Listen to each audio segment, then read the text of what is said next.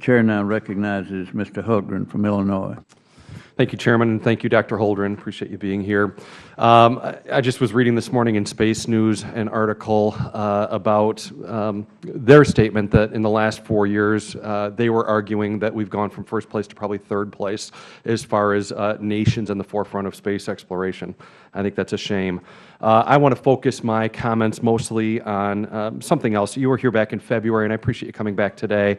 Following the hearing that we had back in February, I had submitted a couple of questions to you, the answers which I just recently received from your office. One of the questions I asked you in February started by pointing out that particle physics has become a global field, that it's now entering an extremely exciting phase, and that I asked what you thought, what role the United States should play in that.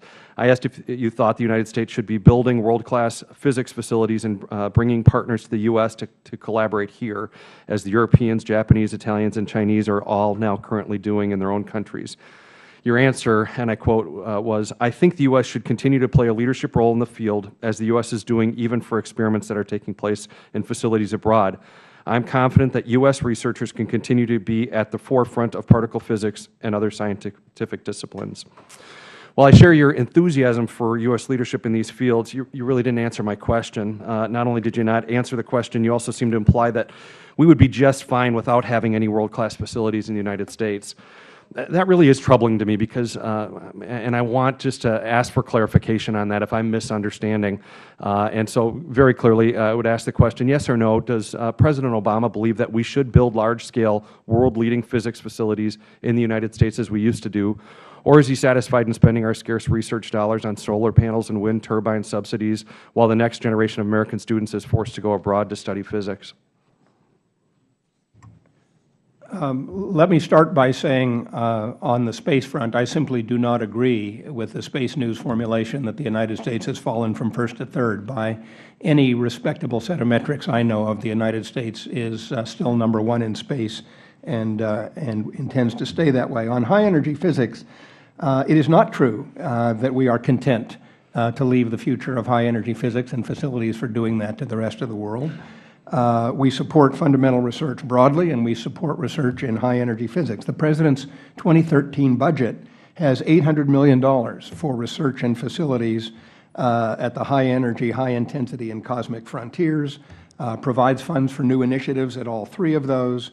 There is an ongoing planning exercise in the Office of High-Energy Physics at the DOE for the development of new facilities at Fermilab in your state.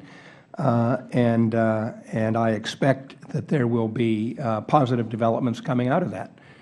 We are not giving up on high-energy physics, although, again, we are constrained. Everybody in this room knows the budget challenges under which the government is operating, and within those challenges, we intend to continue to invest in cutting-edge high-energy physics in the United States, as well as in the participation of our scientists in cutting-edge facilities elsewhere when that's where they are.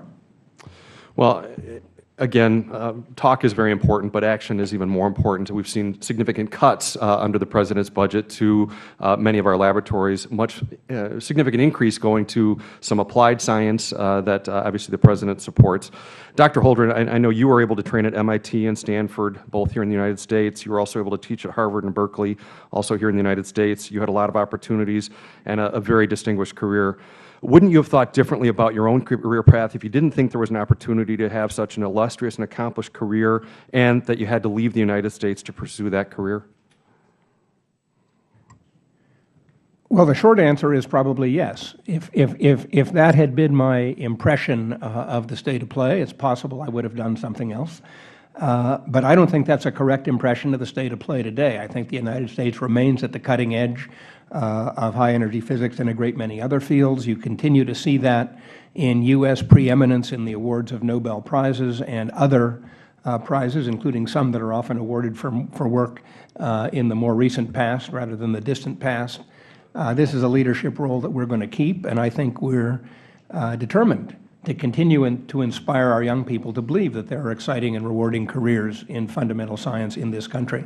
We still have, by the way, enormous flows of the most talented and brightest students from countries all around the world eager to study high-energy physics and other topics in our great universities.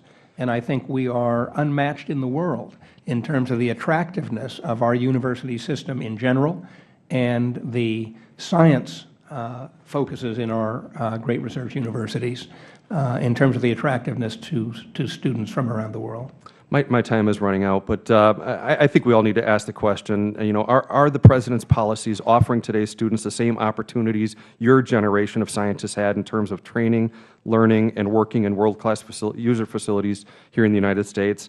I think that's a real question, and I would say no. The opportunities are not the same. They're not as good.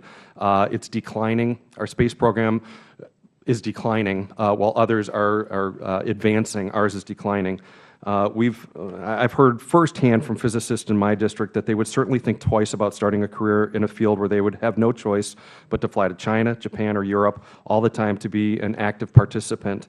That attitude of thinking that the President seems to have, the attitude that we shouldn't build facilities here, is a sure way to keep our physics programs from being competitive, not to mention a deterrent to young people to get into those sorts of scientific fields, which I think is a huge failure for our future. Again, we talked about this ahead of time. I know these are difficult times, but that's where difficult and important leadership must step up. And so I hope we can continue to do that through these difficult times, setting that type of vision for our young people that, yes, not only can you study here, but you can apply it here, because we're going to continue to grow and build new world-class facilities for basic scientific research. Again, my time is up. I yield back. Thank you.